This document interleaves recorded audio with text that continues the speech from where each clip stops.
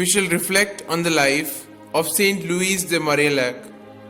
St Louise, the daughter of a military courtier, was a well-educated and socially prominent Parisian woman. Her mother being dead, she was entrusted as a young girl to an aunt who was a religious at Poissy. At the age of 16, she felt a strong desire to join the poor class, but poor health intervened, and 5 years later she was married to Antoine Legarce, a secretary to the Queen Marie de Médicis, and bore him a son named Michael. With pious Antoine's approval, she devoted all her free time to works of charity among the poor in Paris, though many considered it unbecoming of her social status.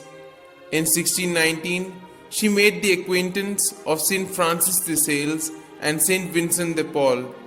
When her husband died in the year 1625, Louise placed herself entirely under the latter saint's direction and spent herself in superintending the various confraternities of charity which St Vincent de Paul had founded for the care of the needy.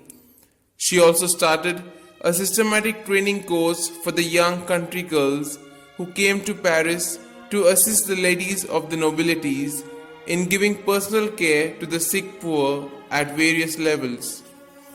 This is regarded as the real beginning of the Sisters of Charity. For their benefit, St. Vincent de Paul began his famous spiritual conferences in the year 1634, which continued for 25 years. For 12 years, there was no written rule or constitution, and no official approval was sought for the new order. At a time when it was unheard of for nuns not to be enclosed, the services of these sisters were urgently needed in the slums and hospitals. St. Vincent wanted the fear of the God to be their enclosure, holy modesty their veil, the parish church their chapel, and a hired room their cell, and charitable works their office. As their habit, the sisters adopted the blue-grey dress and white linen cornet of the peasant women of the Isle de France.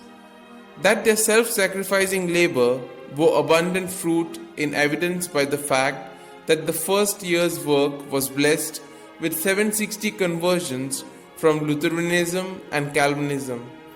In addition, the sisters undertook the religious and secular instruction of the poor children, founding asylums, homes for the aged, the infirm and insane.